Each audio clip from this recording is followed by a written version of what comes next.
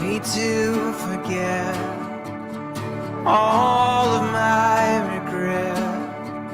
I know you're strong enough to do the job. You go by many names, forever stay the same. Your promises I claim, you're all I've got. We gather here because we know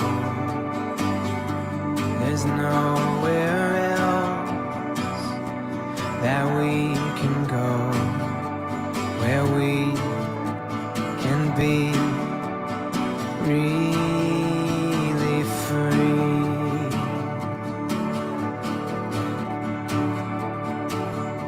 So we raise our voice, we raise an offering. Would you come near and quench our thirst? Lift our hearts as the Spirit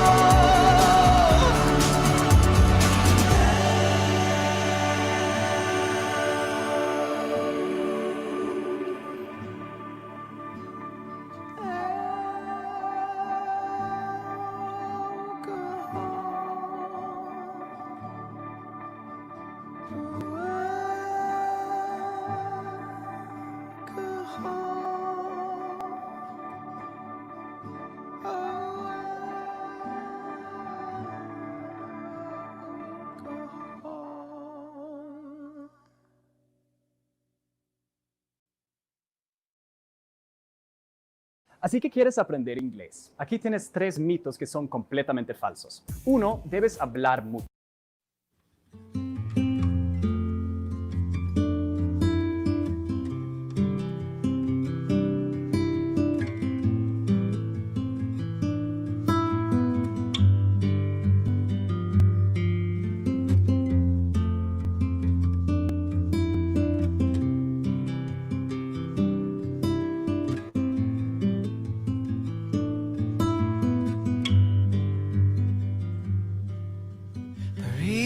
It's been so long since we talked.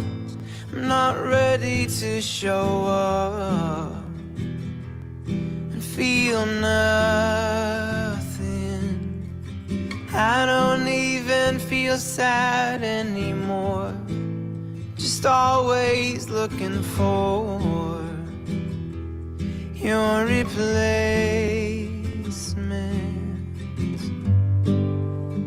I still believe in love, like I believe in just war. I think it's possible,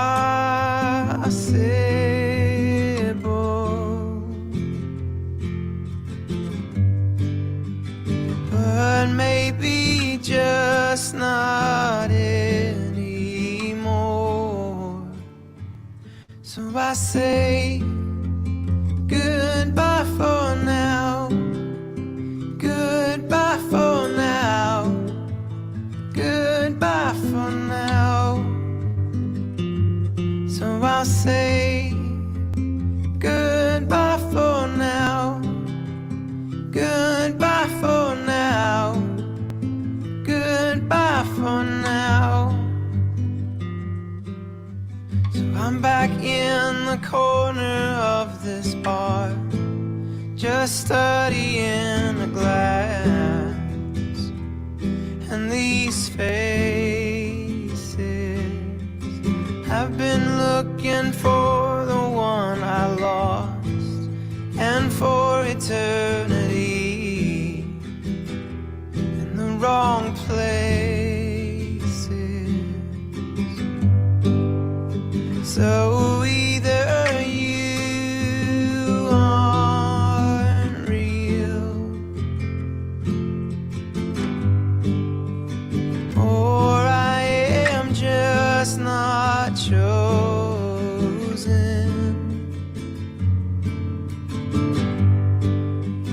Maybe I'll never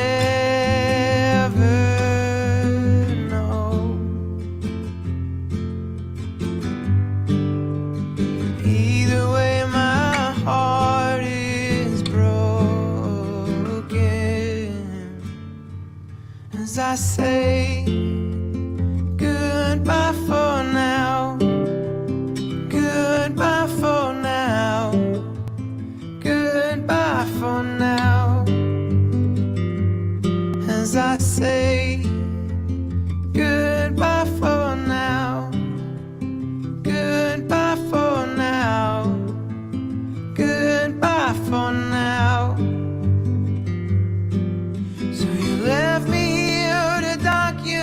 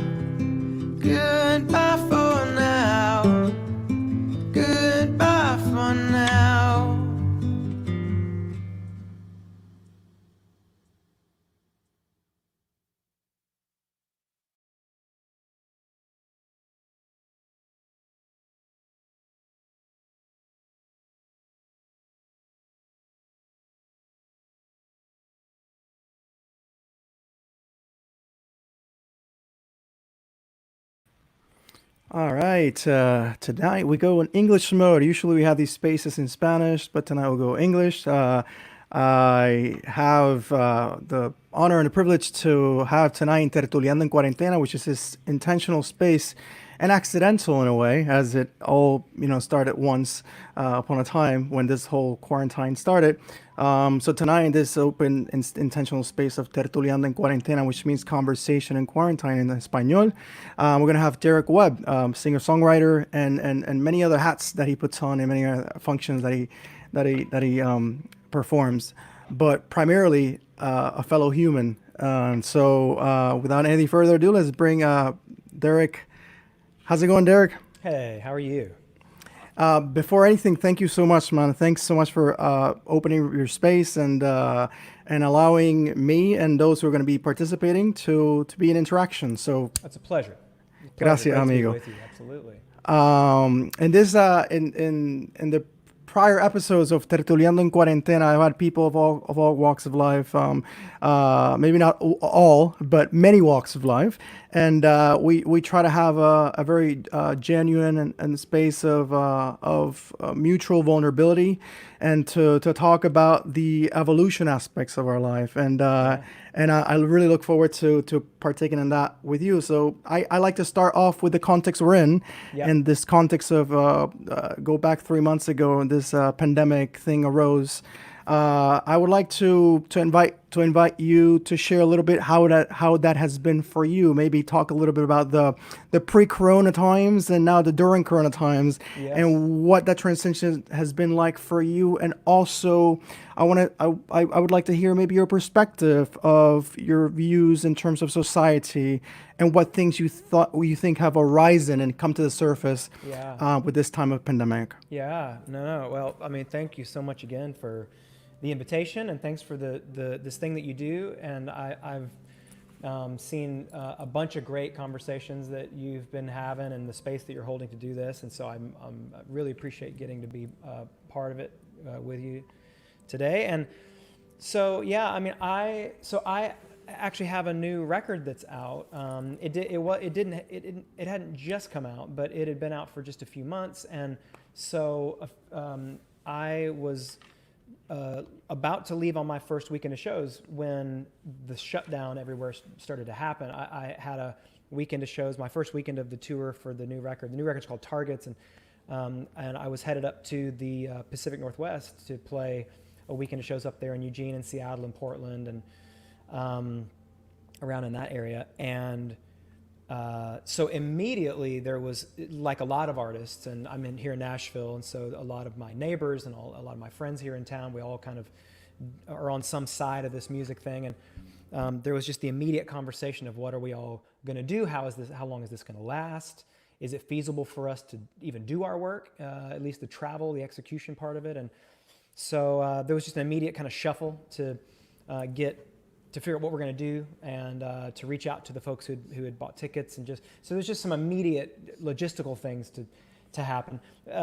But that didn't last long. I think it was pretty quick that we all kind of figured out that this was not a thing that was going to blow over in a week or so. I mean, initially we were all trying to get our bearings, like everybody in the world was, just to determine what is this thing and what does it really mean for our lives and for our work and for school and for all the things that we're all doing. And so it was pretty soon after that I kind of went into, one thing you should know about me is that my brain craves problems to solve. I love problem solving. It's just my favorite thing. Not all my artist friends have this thing where their creativity kind of flows on out to general problem solving or business problem solving, but that's how my brain works. And it's maybe my favorite thing, more than songwriting, more than anything maybe. I just love a good challenge. And you're perfect for this thing we call life then.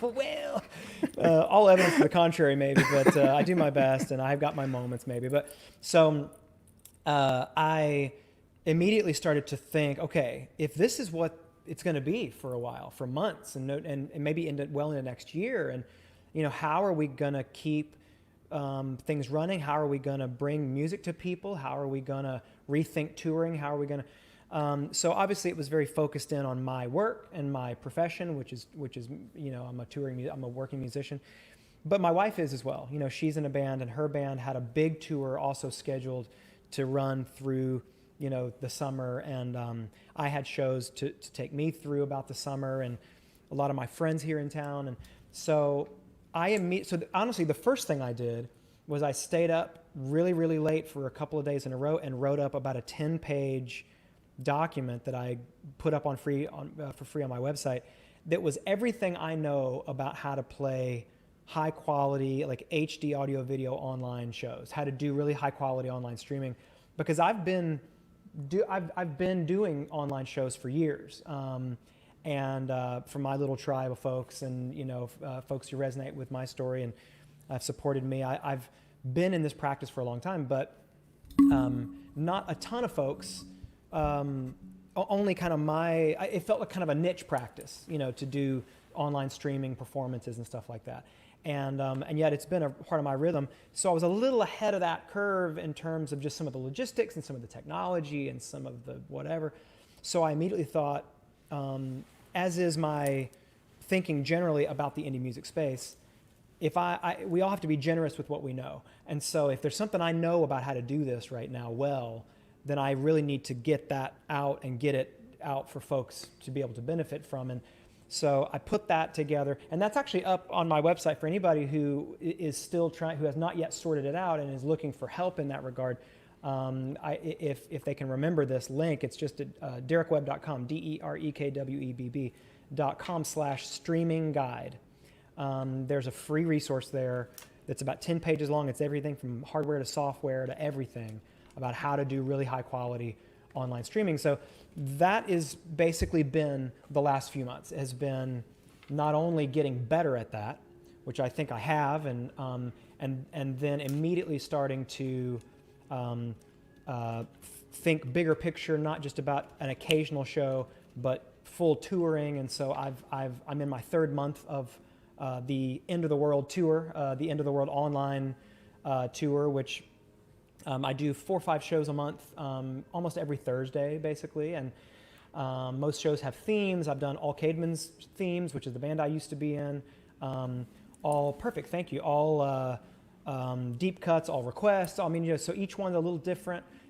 There are some free ones that we do. I've got a nonprofit I work with called Child Fund that works on behalf of the world, the world's poorest. Which I actually joined because of you. Yeah, dude, great. Thank you for that. And so I've worked with them and supported them for a long time. It's a mutual support, actually. They support me, I support them. I'm doing, actually this Friday on Facebook for free, I'm doing an all cover songs show with my wife, Abby Parker. We've done one of these and it was fantastic. We're doing another one this Friday. It's going to be free on Facebook, and it's going to be for the benefit of, and I'll be running my big mouth a lot about Child Fund, trying to get some kids sponsored. Super. So it's some free, some ticketed. All the tickets for all the ticketed shows are pay what you want. We're trying to make it really flexible, and my wife's band, they're called I Am They, a fantastic band. I kind of helped produce a whole online tour for them as well during the last few months, and I've been working with some other artist friends, doing some consulting, trying to help anybody I can. So that's a lot of what I've been up to, is like trying to figure out how to bring all this stuff online, but also to scale the intimacy and make it, it's a lot, it's a lot of what you probably think a lot about doing this, is how do we do a thing that's accessible for a lot of people, but do it in a way where the intimacy and the vulnerability can scale. So that's where my brain has been. That's what we've been working on around here.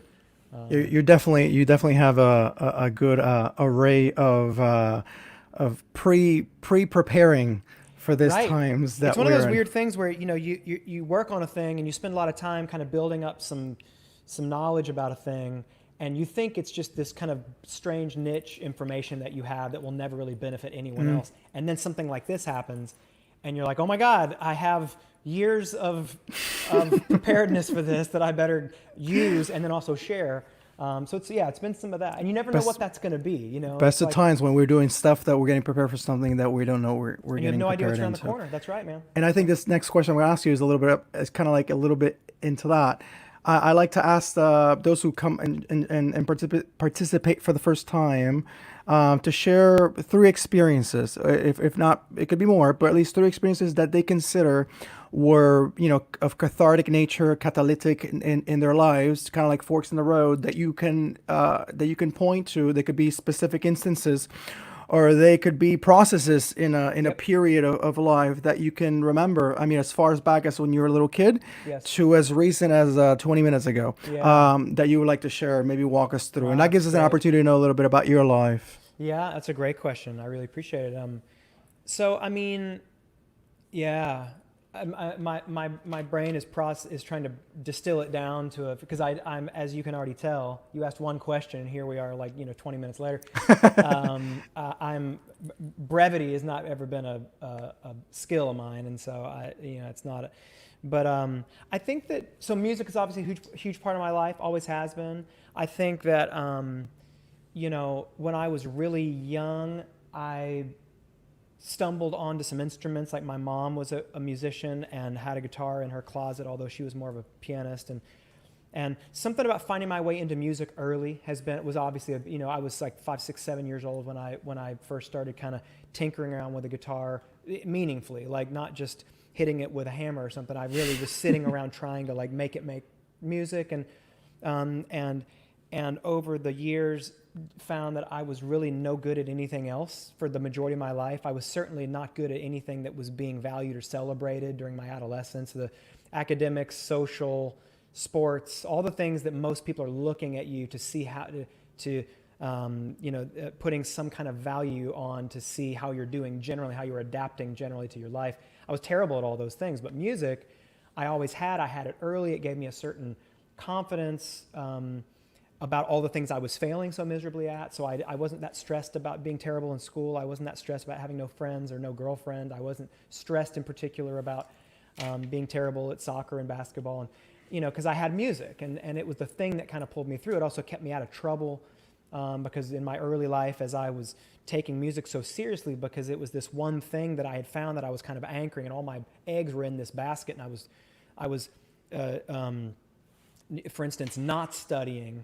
Nothing else mattered to me, and I was pouring all my time and energy into music and practicing. I would sit in my headphones all day and all night, plugged into my stereo, learning every song I could on the guitar, and just, I had my 10,000 hours behind me by the time I was 10 years old, with music. But it was also, as I would experiment, as every adolescent does, with things like drugs or alcohol, early in my life, it was having a negative effect on my ability to perform and to be a good musician. And so I wasn't really interested. I mean, I didn't grow up in a house where those things were at least where alcohol was especially taboo. So my parents didn't make that really intoxicating or no pun intended, or like interesting or taboo or whatever. I wasn't drawn to it for that reason, as a rebellious thing.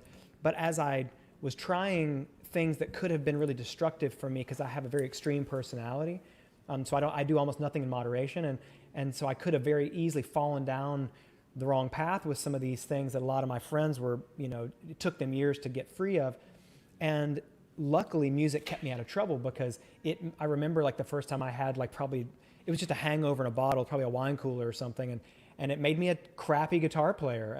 And so I hated it. Mm-hmm. I was like, well, why would I do that? And so and then I didn't think about it again until I was in my 20s, and so it kept me out of trouble. So music has been a huge thing for me. That encapsulates a lot of these kind of moments that you're describing, because I'd also think about the circumstances around me meeting the folks that I started Caden's Call with back in the early 2000s. I just graduated high school. That was a huge, that launched a 10-year career with this band that changed my life, and it was such a huge part of who I am, and that was all wrapped up in spirituality. I grew up in the South, and in a house that practiced evangelical Christianity, and whether or not it was really what kind of root it was taking in any of our individual lives, my mother, my father, me, my brother, it was our practice. At least it was the thing we were committed to doing on Sundays, and I went to a private Christian school and stuff, and so and that carried through my adult life because of Caedmon's, because we got signed to a record label early on that was that kind of pegged us with some spirituality, and so we were kind of a Christian folk rock band or whatever for a lot of those years. And so that, was a huge, kind of propelled me forward into my 20s, 30s. And, then I think probably the last few that I think were really significant to me were probably going through a divorce, I think was a huge point of growth in as far as it was it did a lot for me in terms of showing me a lot of my failure. And failure is the best, most important thing you're doing all the time. It's where you learn everything. It's so much, it's like so many people try to course correct fast or avoid generally failing at stuff. I am not like that anymore in my life. It's made me very risk tolerant because I've learned that failure is where you learn everything. Hardly anybody learns anything from success because most people expect themselves to succeed and they put pressure on themselves to succeed. And when they do succeed, they think, well, right, I should have, and they blow right past it to the next pressure of success. Whereas failure, you pump the brakes, you pull the car over, you're like, what happened back there? And as you get healthier in your life and you have good support and you have trust and vulnerability built into your immediate life and friends, and you can stop and you can learn a lot about why did I fail and what led to it? Are there patterns I could disrupt to keep myself from at least that particular failure again? And so I learned so much, whatever it's been 4, 5, 6 years ago since I went through a divorce.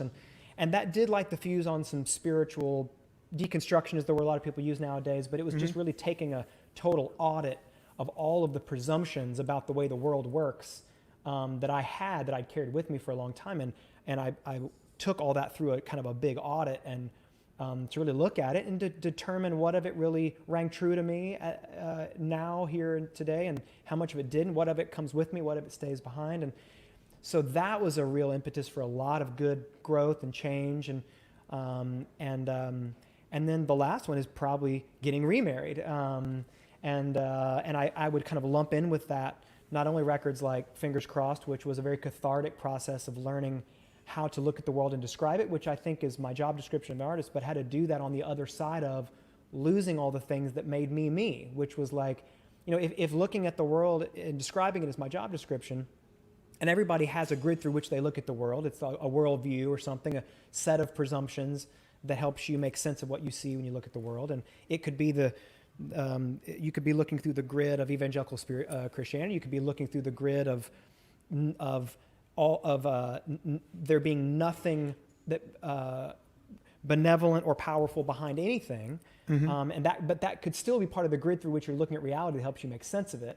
But even non-religious people have a worldview, have a grid through which they're looking at everything, and you go through a process where you lose and dismantle all the things that made you.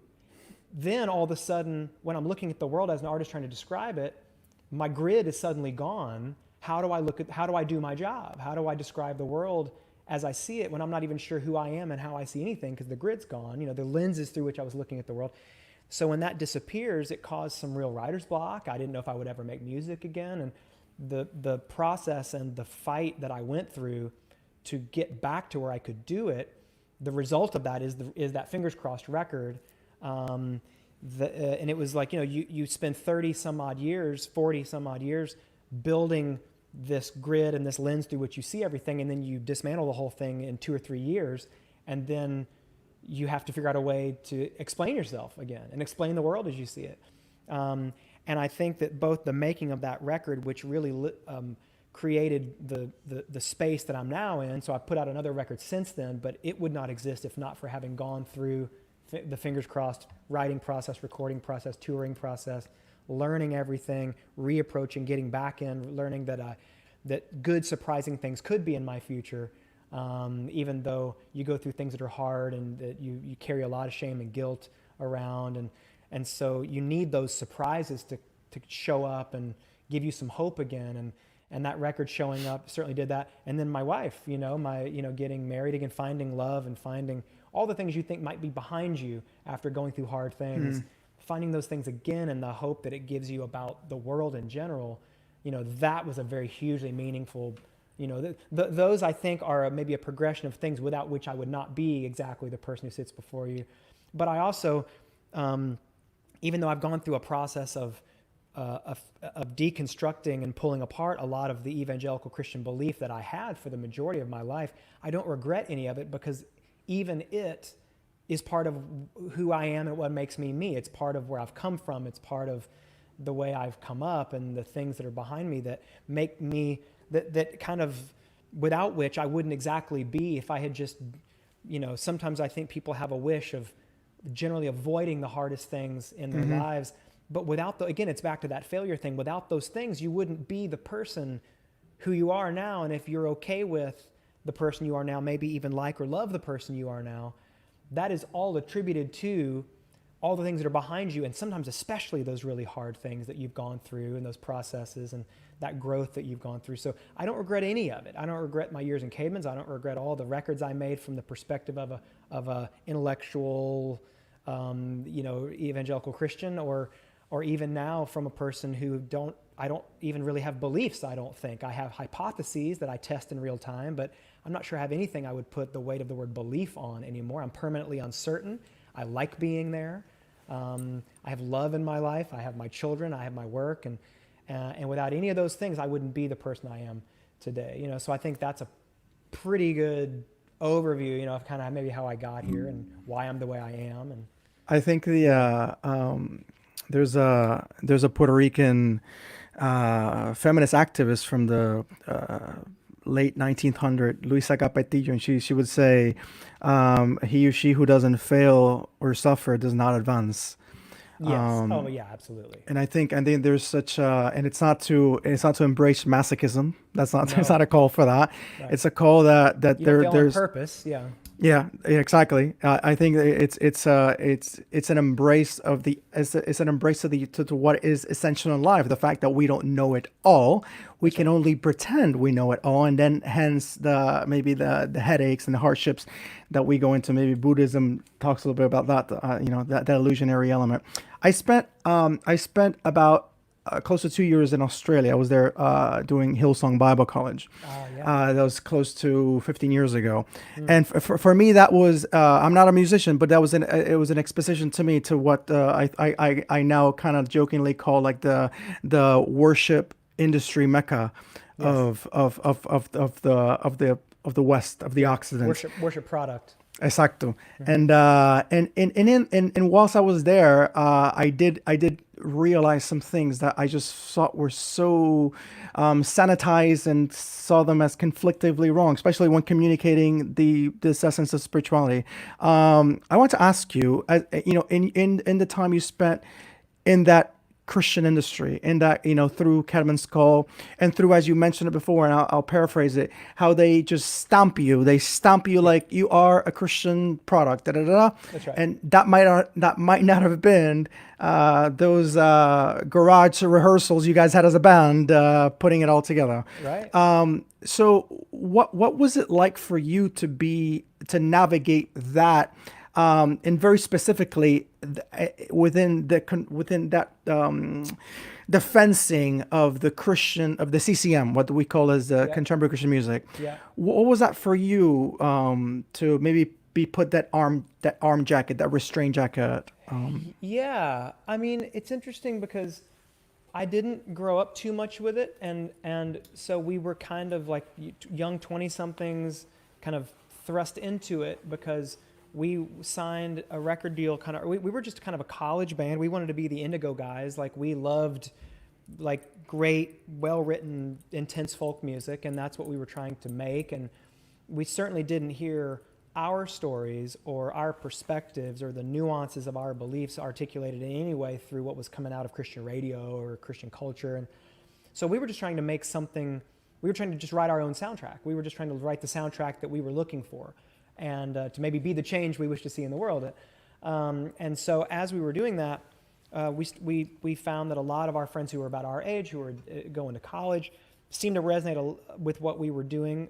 And then we signed our first record deal, and Warner Brothers was the parent label.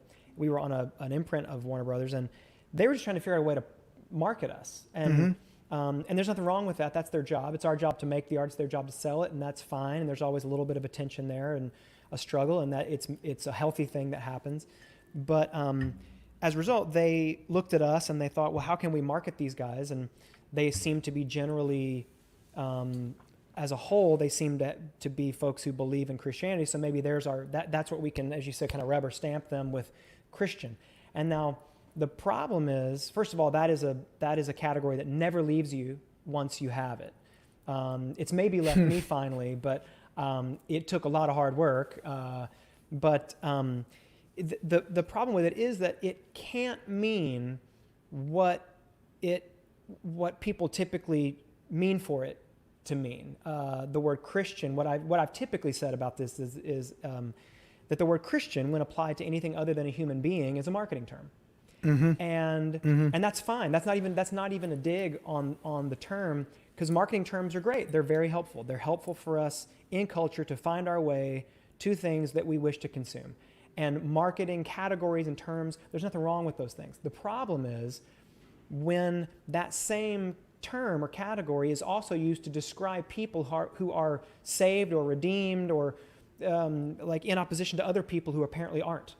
And so the problem is when you start to talk about Christian things, Christian education, Christian theme parks, Christian bubblegum, Christian music, Christian radio stations, Christian anything, it can't possibly mean what it means when you talk about Christian people. Mm-hmm. If Christian people are the saved ones, and I don't necessarily ascribe to any of this anymore, I'm just saying this seems to be the way these words are used, Christians as opposed to not Christians or whatever, are the folks who believe in a thing and are going to a place, apparently.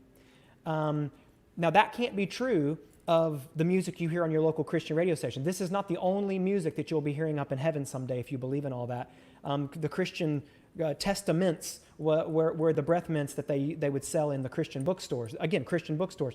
So, which also doesn't mean that everything carried in the Christian bookstore is all the saved, redeemed, here's another way to say it, the right, true, good, and beautiful things. So if you're looking for music that is right, true, good, and beautiful inherently, redeemed inherently, the saved stuff, well then come in and just consume at will, because everything behind these doors in our Christian bookstore is inherently good for you, vetted for your spiritual nourishment, and sanitized. It's all right and true and good and beautiful, objectively. And so just come right in, turn off your powers of discernment, and consume at will, you and your children.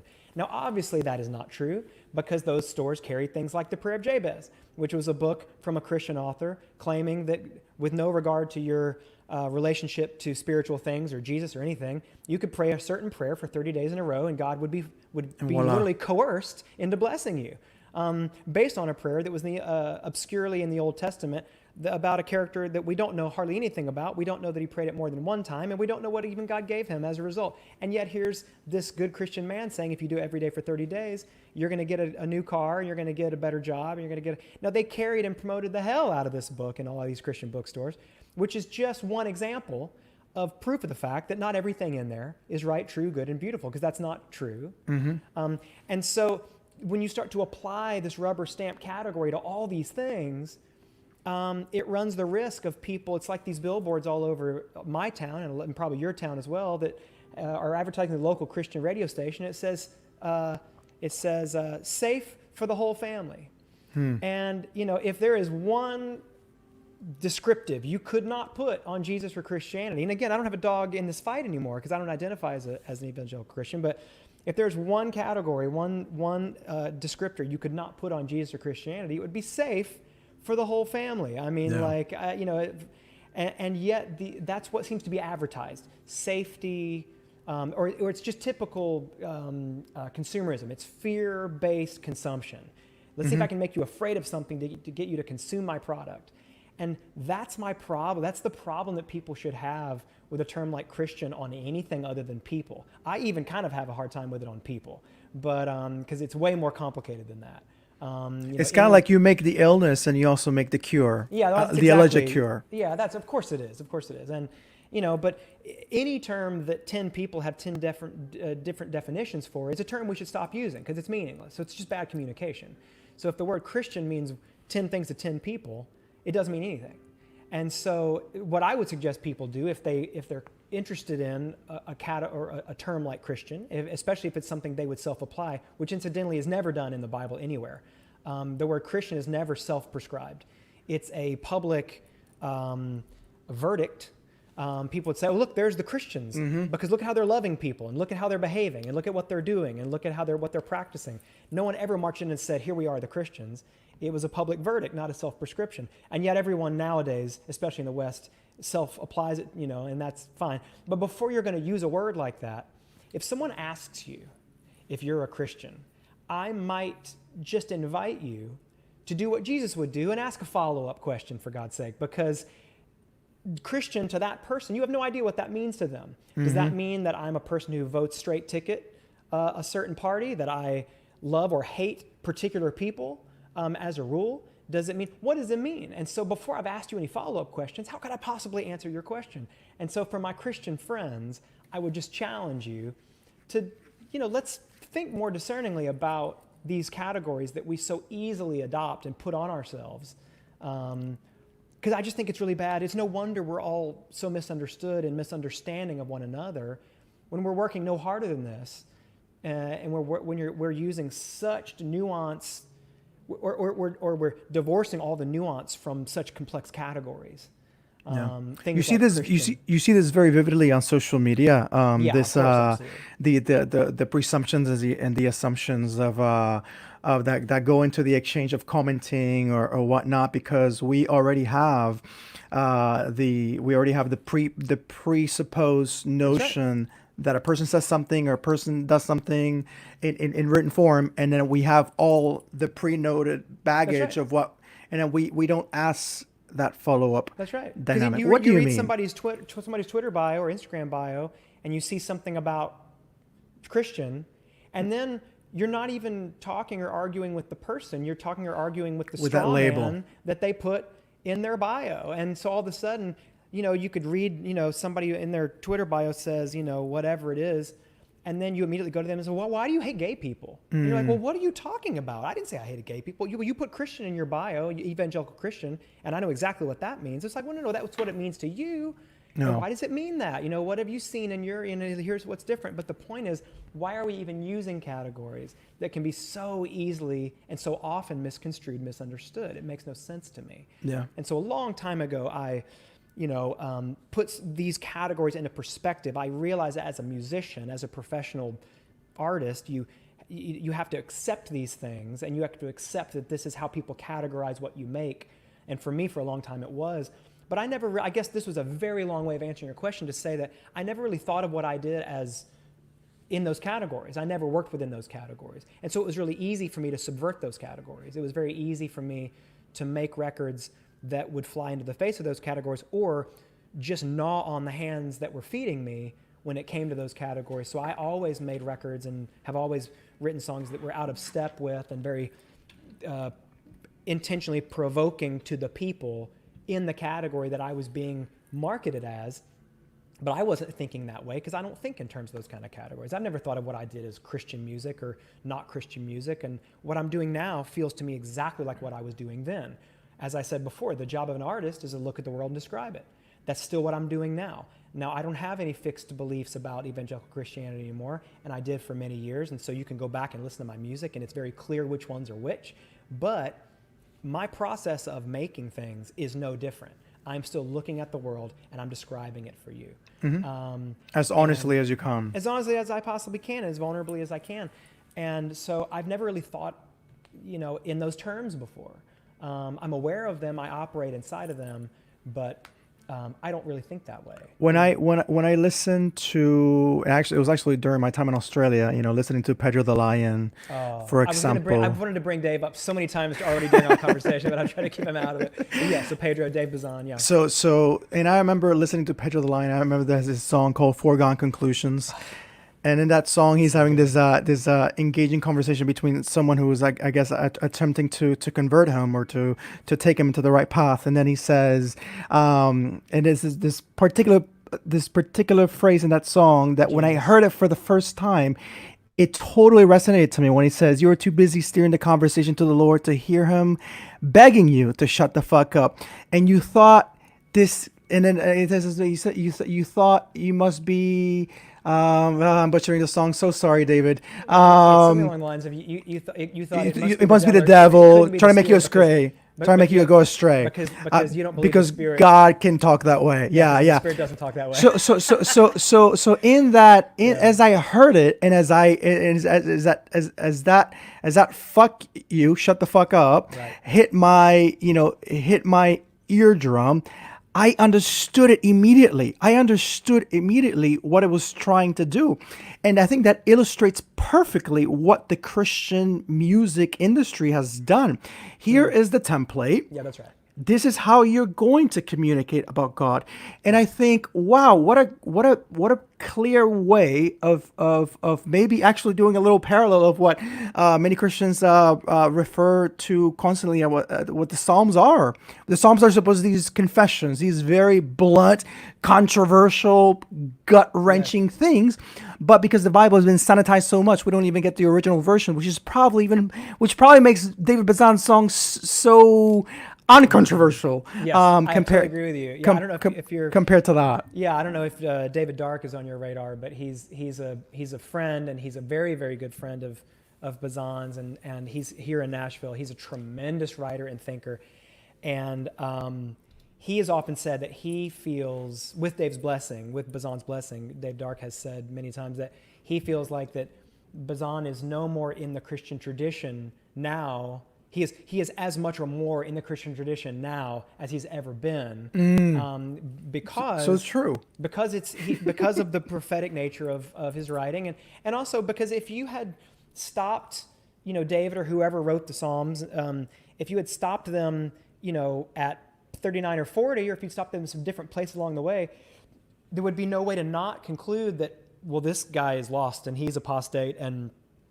he's gone further than he can. He's gone so far that he cannot return in the depth of his doubting, in the depth of his disbelief. And yet, I guess the point being, we never know in which psalm we are. Like, I don't know. And that's beautiful. I don't know where I'm at in the writing of my psalms. I don't know where, and Bazan doesn't know, and none of us knows. And so we just write as we go. And David did not know where he was in the writing of his psalms, which wound up being everyone's psalms. But you don't know. All you do is write as vulnerably as you can as you go. And as you said, that don't know might be just according to the labeling system of where that pilgrimage it needs to be. I need to have your pilgrimage identifiable. I need to know. And this is also like a mythic construct that we might fall into. Like, I need to know. I remember when I first found out about like rock Christian music. Like a friend of mine back in high school gave me the POD's first Fundamental Elements of Southtown album, and then I started consuming their music, and I would go to their inserts, and I would go to the thank you part to see if they're thanking God. I needed to have that because it was this mythic thing that I created to have a little bit of peace of, I need to know where they're at. Where are their priorities, yeah. And it doesn't need to be that way. And what I wanted to do is get to, and it's a song we played before we started. I think it was the Spirit of the Curse, right? Spirit Bears the Curse. Mm-hmm. Spirit Bears the Curse. And in that song, you could hear that song to 85% of it. And you think, oh, what a beautiful canticle of worship, there could be a hymnal. It could be a hymnal. Sure. And then, within the confounds of maybe traditional Christianity. Yeah. And then when you finally express that you are talking about this soothing beverage or about this soothing experience with drinking, with alcohol, I think it's such a, this song could be, like, you could have so many different experiences when you're listening to it, but it's such a beautiful honesty. I think it's, and I think that's what a lot of the music that you find within the realms of Christianity lack, that honesty, that vulnerable honesty. Mm-hmm. And I wanted to ask you, before releasing Fingers Crossed, how did you come up with the character to finally release that to the public, to finally take all that was going on in your intimate time, and of course, you can go before that in your music and you can see obviously that progress, you can see that journey, but in Fingers Crossed, there's like a line that you cross. If I were to put words into anything, yeah. So when you get to that point of releasing it and using maybe that song of the Spirit Bears the Cross as a bit of an emblem or as a song to It use was the as first a single. Yeah, it was the tip of the spear. so you releasing that could be insulting to many people and it could be sacrilege or heretical. What got you to that, Yeah. what got you to that point that you're like, this is and I need to communicate this Yeah. of where I'm at. Yeah. Well, I mean, it was honestly the only thing that could have, which it was just pure desperation. I mean, it was like I had gone through a divorce, was still going through a divorce, I think, at that time, was also simultaneously going through, as I mentioned, kind of a total audit of all of the presumptions about reality that I'd carried for 30 or 40 years or whatever. And I was pulling all that down and examining it. I was pulling, the plants up by the roots to see if they were real and just to see what was under the ground that had gone unchecked, for you to see what was worth putting back in the ground and what was worth tossing. And so all that was going on at once. And as I mentioned, I didn't know if I would make music again. I didn't know, the grid through which I was looking at the world had been dismantled. I was dismantling it. It was being dismantled inside and out. And I did really hit a point where it all bottlenecked, and I just wasn't sure. As I said, how do I now look at the world and describe? How do I do my job? I don't know if anyone wants to hear about what the world looks like from my perspective. I don't know if anybody is going to care. I don't know if people are angry with me. I don't know if, and so I was really caught behind it and didn't know how to do it. And what finally pulled me through it was realizing that other than Dave Bazan, the great patron saint of uncertainty, I was having a really hard time finding any soundtrack for the experience that I was having. There are a lot of breakup records. There are hardly any divorce records. There are maybe some songs about light doubt and questioning, but there's not a lot of full deconstruction records. I mean, there's just, And then you might get the happy ending at the end, kind of, maybe. that's right. Too. It comes back and everything, and all the doubting was okay because I came back to where I started. And so I learned a great lesson, and whew, what a bullet I dodged there. And so I think as I was realizing, man, there's just not, like I was looking for music and soundtrack and language to comfort me while I was going through all that, and it wasn't really finding it. Dave's records were some of the few, and there wasn't a lot else. And so what I finally came around to was, you know what, like I think that maybe what I could offer is I might need to contribute some soundtrack to this space where I'm finding none or hardly any. I need to contribute something so that when people who are either going through this or eventually maybe someday go through things like what I'm going through and are experiencing this, and they go looking for soundtrack the same way I did and they don't find it. I want there to be one more record at least there for them to find, to comfort them, and for them to know that they're not alone. And because that's the part that's the hardest, is not just the going through it, but the feeling so isolated and alone is the hardest part. And so that's what kind of got me writing. And finally, and I was thinking, so what would I have loved to heard? And once it kind of cracked open a little bit and I found my way into it, then the song started to come. And honestly, I just didn't have the emotional bandwidth to get the typical distance, the safe distance, the detachment from the work that I typically would like to have had. Usually by the time I make a record, I've got some kind of healthy detachment from the subject matter to where by the time people hear it, I'm not really receiving any information about myself based on their reactions to it. Because I have poured over it a million times. It's something that's safely behind me. It's something that I've just it's a calculated move that I've made to decide to cover this material and this content. And so it's pretty safe for me to give it out to the world and then be judged maybe on it. With the Fingers Crossed record, it was like, there just wasn't the time.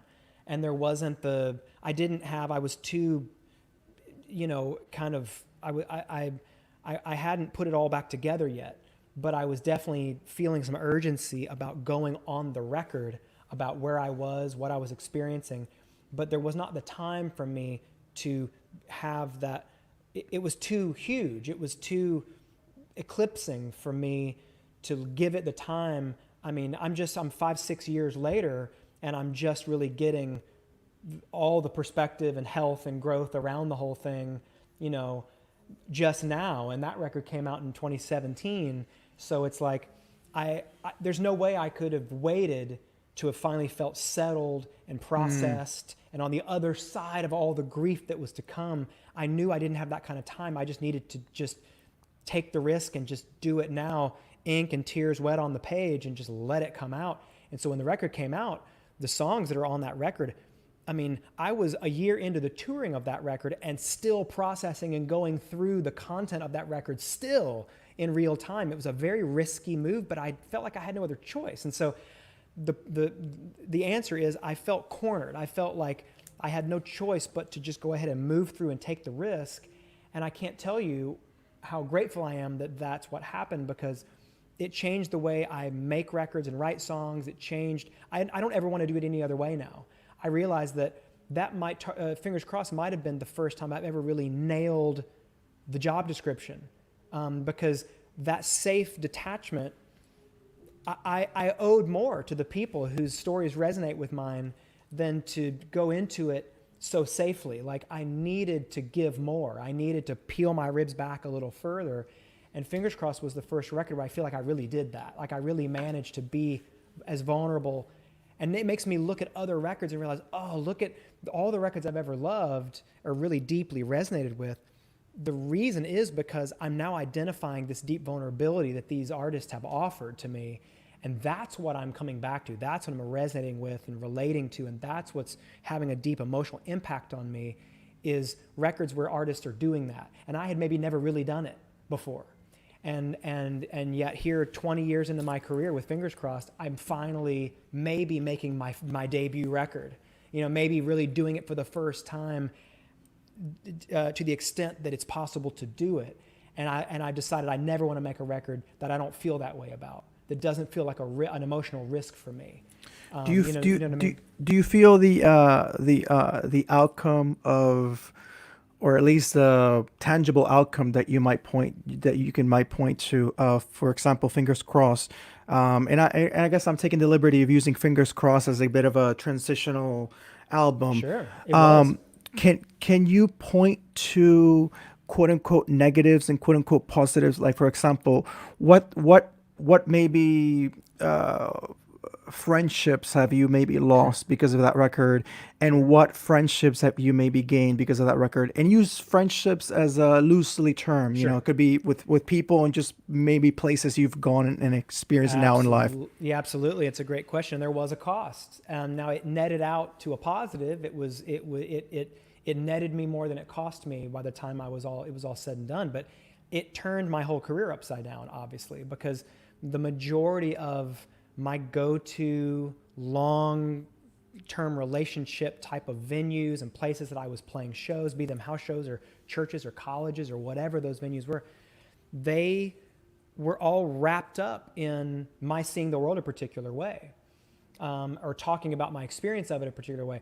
And something about what was stirred up that I revealed or was willing to express on that Fingers Crossed record, that was the last call I got from a lot of those places, and I had to rethink my whole career. And that was another, like, you risk losing all of it, because so much of it, you're about to find out how much of it is presupposed and anchored to you being a certain kind of person or seeing the world a certain way, doubting up to a point but not farther. Things like that, calling the thing into question, maybe a loving critique but not a willful dismissal, so you figure out where basically what it is you find yourself on the other side of a two-way mirror, where other people are basically kind of seeing themselves and responding to, it's more of a Rorschach, and they are more unintentionally confessing things to you about who they are and how they see the world than they are objectively criticizing anything that you are doing. So you find yourself kind of a one-person audience as everyone's reacting to what you've done. It's really they are reacting to something in themselves that you are triggering. and you definitely get a quick read on some people in your life and some relationships and some work relationships. And, you know, people who I'd worked with for a lot of years were maybe not as comfortable to work with me anymore after that because they couldn't get on board with that. Because, and it's kind of what's interesting about it is it makes me think of, and this is not an intentional criticism of the church, it's just been my experience, that the church as an institution or as a cultural movement seems to really like and celebrate and encourage people talking about vulnerability. But what they are or as an institution, what it is very uncomfortable with is people being truly vulnerable. Mm-hmm. They like you talking about radical confession of sin as an idea, but they do not like you radically confessing your sin. So they like people talking about concepts of ways to do things, and that seeming like a brave concept. But once you start doing it, they start to pull your records off of shelves, and they start to distance themselves from you, because, you know, being a radical confessor of sin seems to be a celebrated idea, but radical confessors of sin are not celebrated people. And so the church tends to like people who claim to be like Jesus more than they like people who claim to need Jesus. And so that is a complex thing. And it's a thing that you unfortunately learn a little too late. And I've seen a lot of my friends come under the wrong end of the business end of the church's judgment on these things where, you know, they think that it's like the church seems to want, you know, or churches seem to want them to do this and encourage them to be radical repenters and all these things. And again, don't those all sound like great ideas? But then once they start radically repenting of things, they're like, oh, hey, we might need to hold you in some disciplinary church space for a while until we're sure that you're cool or that you fully back away from this thing that we see as sinful, that you might see as a full expression of who you are. Mm-hmm. And until we've got all that sorted out, you might not be cool to come up and take communion for a while. Or you might not be cool to come to our church, or you might eventually we might need to intentionally detach from you as some form of discipline until you wish to come back. You know, it's like, it gets confusing fast. And within the like I as a Puerto Rican, you know, living this last year, living in the United States, and also just, you know, going deep diving into just basically deconstructing how we got to where we're at, especially my country's relationship with the United States and that colonial relationship. And, you know, working at a school system and seeing all the scaffold of what I see is kind of like a pretty predominant culture of preaching, there's an enamorment or the enamoring of discourse. I mean, how many times did I not hear the principal say something, such enamorment? And then I go and I ask them something about the disparity I see between the discourse of solidarity between our fellow employees, and then the disparateness I see with their salary. yes. and then confronting them on that, and then seeing how that relationship was fractured. And also I see also within the church that dynamic where there's addiction to preaching, to hearing a person expose. But as soon as there is a problematization, and especially with this word problematizar, when you problematize the status quo, and Albert, as we come wrapping up this interview, I want to touch on where It's we all are. very well said. I mean, and that, yeah, I mean, that I could totally resonate with exactly how you're framing that. It's really Mira, helpful like a language, Puerto Riqueño here, man. Like you and we have this conversation with anyone who starts to realize things and to problematize. You're not looked well upon. You are not looked well upon. You're looked as an imprudent, annoying person who does not like to just simply sit down and I mean, it's just the critique on Colin Kaepernick is that why does he need to do that? I mean, he doesn't need to do that if you partake of the status quo. Why do you not realize that there's just only a few apples in the police department? Well, maybe there's a deeper thing than that. Maybe it's a whole systemic issue that's going on. But when you start problematizing, and we start problematizing to the point of maybe like a James Baldwin, a point like MLK. For example, MLK is a perfect illustration to where I want to get to. MLK now is conveniently used because he is, as far as we can get to touching black, without really touching black. Look at MLK. He was about peace. A reminder, you killed MLK. A reminder, you called him a communist, which within the United States context is like calling someone a devil. That's exactly right. So Especially at that time. and still now, they still do now. I mean, now, like I don't understand that C word and how misconstrued it is. And I want to ask you, like, now as you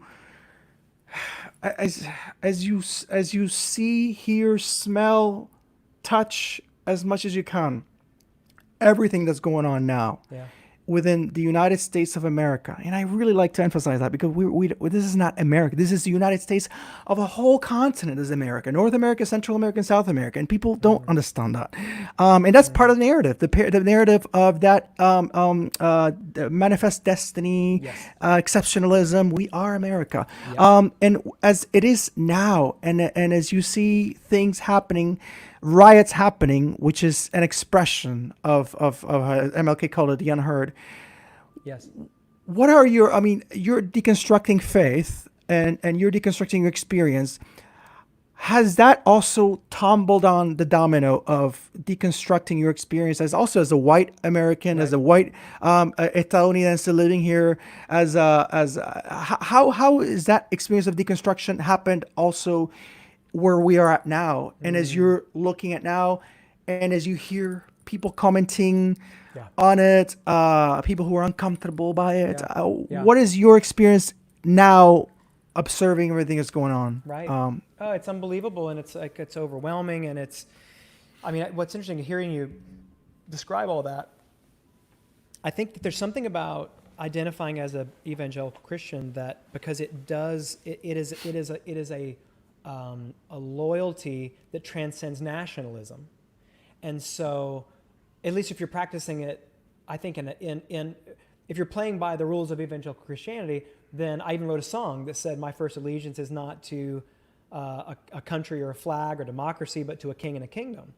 That there's something that transcends nation, something that transcends, and yet so many evangelical Christians tend to somehow marry their Western nationalism with their spirituality, which is the opposite of that. If it's transcendent of it, then it means, like, when the kingdom is talked about and in Revelation and the new heavens and new earth, then it's like the best of all cultures being brought in to a new heaven and new earth, where it's like all of the best of everything is brought in and unified, but also continues to remain diverse. It's like all of these things, the contrast and the difference is still there. It's just celebrated, and so that in a different way, because you start to realize, what did I just hear? I just heard somebody talking about, is it in the, and I really probably shouldn't quote it because I don't know it firsthand, but I heard somebody quote something maybe from the Quran that says that there's a place where God says that He could have made everyone the same, and He chose not to, and that was for a reason. Like, He made everyone different for a reason, that there is a deep lesson of humanity, that in the fact that we are not all the same.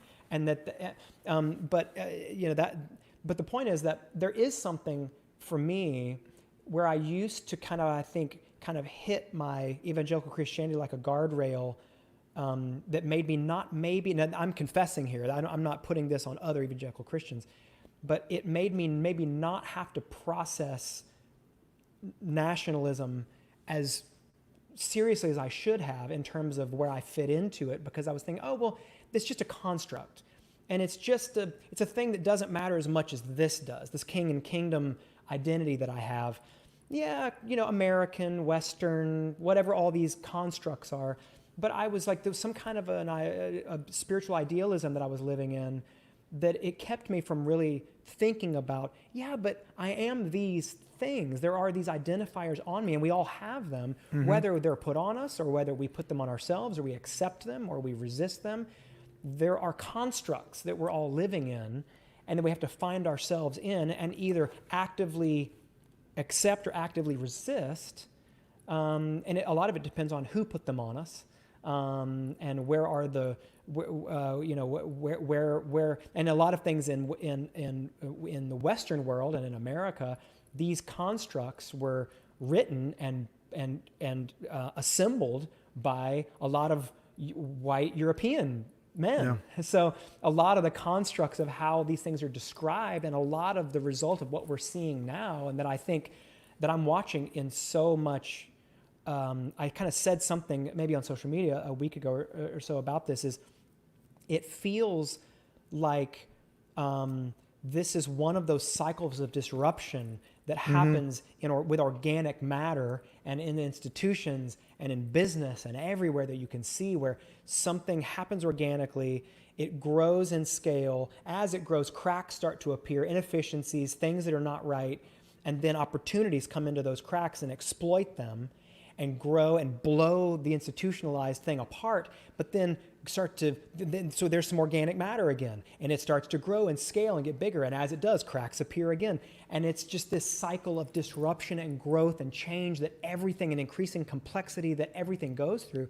And this feels to me, now, I don't trust my own perspective on it, because as you said, I'm a white Western male. I don't have any meaningful perspective on this, in my opinion. I would go to my friends who have more meaningful perspective. That's why I've been trying to just read and listen and absorb all that I can.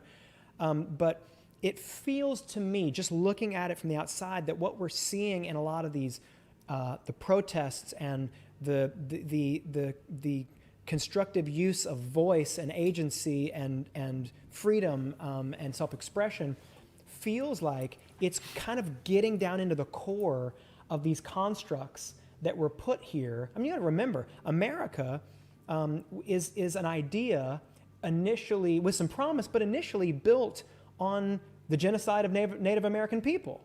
We came in as white Europeans into an already settled, cultured land, and undid and undug and wet the ground with the blood of Native people to grow everything that we've got now. And we started this way. I mean, it's an idea that needs reforming and revising in real time. This has to be done. And if it's not, it becomes all the things we hate and that we initially resisted in the first place. Regardless of where you came from to the American idea, it's a place that represents some things. And I think that those things are wildly important, but they only work if our own founders were people who had just taken up arms and risked their lives and gone to war with the people who were doing it in a way that looked and felt to them like slavery, and felt, their own, to themselves even at that time. And they rebelled all the way across the ocean to here. And if we are not continuing to do this, and I feel like our founders instructed us to do this, our Constitution is not a Bible. It is not inerrant. It is a thing that needs constant reforming. It needs to be looked at and dug up by the root and replanted every handful of years. And I feel like what's happening right now is a digging up and replanting, and it needs to be done in a fairly forceful way in order to be done at all, in my opinion. And I would never condone violence, but I absolutely resonate with the energy that I'm seeing. And I think sometimes you have to say something forcefully to be heard, especially for certain groups of people. And so I see it and I support it, and I think it's necessary to the American idea surviving another big go-around of this organic scale, cracks, new ideas, disruptions, scale. I mean, this cycle of healthy disruption, I think America is as an idea, is going through it right now. And I think it must, if it's going to survive as an idea. Do you know what I mean? And so, and I think the only reason I'm able to really see it critically and take it seriously and value it to the extent that it should be is maybe, comes finally to your question, because I'm finally kind of divorced from, but it just, all of my national constructs and identities don't matter because I'm a king in a kingdom up here. Like none of this really down here is very important. Yeah, it is important. And yeah, it affects a lot of people, and these constructs do matter, and I need to be aware of them and how they're affecting people I care about, people who I identify with, although I don't look like. And so, I think I'm maybe experiencing it in a different way than I would have if this had been 10 years ago when I was still actively practicing evangelical Christianity and the like. So, to close, I like to ask this particular question, but if you allow me just one more Yeah. question before that, Sure. and maybe we can use your song "Goodbye for Now" as a bit of a metaphor. Sure. And I want to ask you what are some, and in that spirit of that song too, which is which I see it as a, I mean, I see it as many people might hear like legitimately might hear it like a very sad song, like a very tear drenching Yeah. song. At least for me, it was a little bit of that, but it resonated so much to me more in a like I totally get Hmm. this, and I get this as a necessary goodbye, not maybe from a mournful point, but as a I realize it's time to go, Yes. and I'm doing that. And I want to ask you maybe to touch a little bit into the fiber of that song, but what things you might be able to comment on that this, limiting ourselves into the context of the United States, are things that we might need to say goodbye to. Oh, well. I mean, And then I have, I'll ask you the last question. no. I really appreciate it. And you know what? It's like, it's interesting. I kind of feel like I feel like I don't know if I'm qualified to answer a question like that, because I'm still in a real-time education to even have eyes to see the structures, and to be constantly awake to the reality of those structures, and so I don't even, I feel like if someone was to come to me and ask me to write that new Bill of Rights, I would immediately back out and assemble a different group of people to do it, because I don't feel qualified to do it.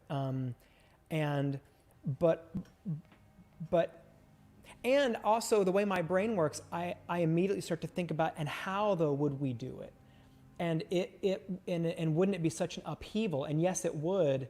And isn't that exactly what we're seeing and maybe needing right now, is a total upheaval? It's a pulling the plant up by the root to examine what's under and to see if it's healthy and worth replanting. And so, I mean, but the idea of that song, in case this is helpful as a metaphor, was it kind of came back for me to a phrase, a saying that I swear I thought I heard somebody else say, but again, my friend David Dark is convinced that maybe I said this, and I don't know if that's true or not. I feel like I heard this from somebody at one point.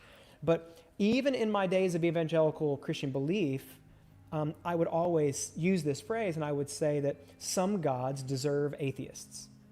And what I meant by that, and I still mean when I say it today, is that sometimes you have to crucify a false god to find a real one. Sometimes you have to destroy a fake thing. Find to the Buddha, a real. kill the Buddha. That's right. You have to carve a space for something to exist, and sometimes to do that, you have to destroy and dismantle the thing that's currently occupying the space.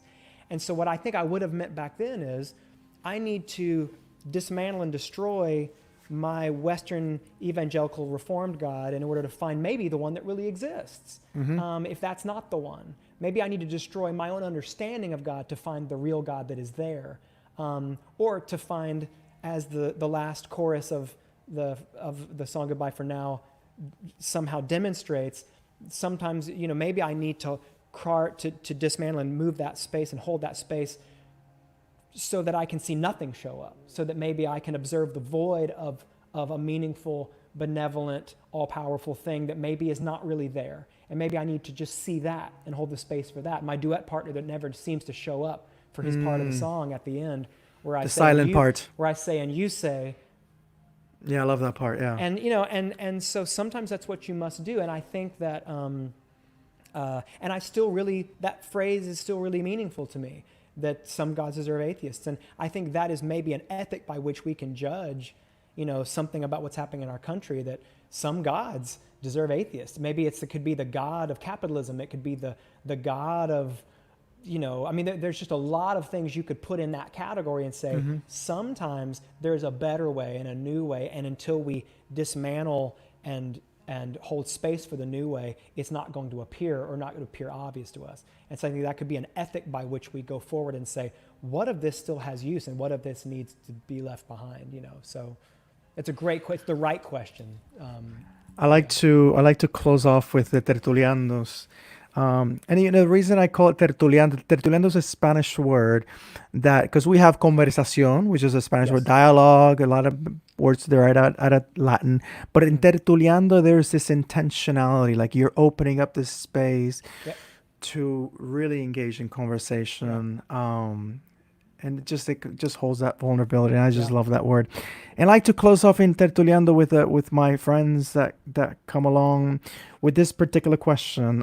If you can visualize this form of time capsule, and this time capsule, you're going to deposit into this time capsule things that were important to you and things that were also descriptive to the time that you lived, to this human project living in the world. And the reason you do that is because it is to be found, this time capsule is to be found many years from now by another species that does not have any sort of reference to the earthly experience. And what things, what thoughts, what abstract, whatever you think might be relevant to put into this time capsule to, one, describe the human experience in the decades that you pilgrimage along in this life, but also to maybe on a more personal level, in your own observations, what things were important to you. And my good friend Derek, you have the last word with this. Thank you for that. Well, and thanks again for letting me come and No, do gracias. this with you. And Thanks you for doing this, for having this space, and for all the other great conversations you facilitate, you know, here. So this is one of those things where I'll either talk for 2 minutes about it and say it briefly, or I'll talk for another hour about it. So I'm going to see if I can do the 2-minute version. For the sake of dinner and partaking with your wife, and maybe the short version is better. Exactly right. But I think, but as you were saying it, I was just trying to pay attention to what was coming to mind, and there were maybe 3 or 4 things, and in no particular order. Things that I have found important and meaningful, and one is generally is uncertainty, and maybe that word, maybe some words that come under that word as context is humility, like not presuming that we know and understand everything, and therefore holding.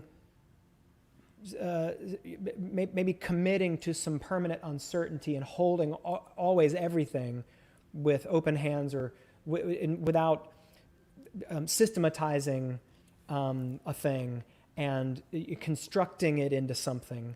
You know, but I have found that the idea, and even for our friends of some faith and spiritual faith, without maybe to not bristle at that idea, I would invite you to consider that uncertainty is not the enemy of faith, it's the prerequisite of faith.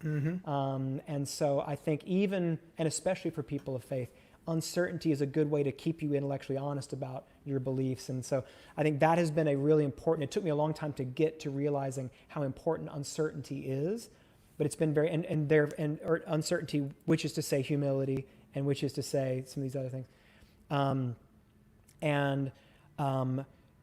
As I already mentioned before, the importance of failure, how important it is to remain open and to not be preoccupied constantly with avoiding failure, but be open to all of what you can learn, both about yourself and about how to do better from failure, and what an important practice it is to be failing a lot all the time. Put yourself in a position to do things that you don't understand and don't know, and stay in the sandbox of failure as much as you can in order to learn as much as you can. At least maybe don't go looking for it, but be open to receiving it as a gift when it comes, as an opportunity to learn something, and to grow, you know, and then honestly, lastly, I would say the importance of kindness, not only as a characteristic to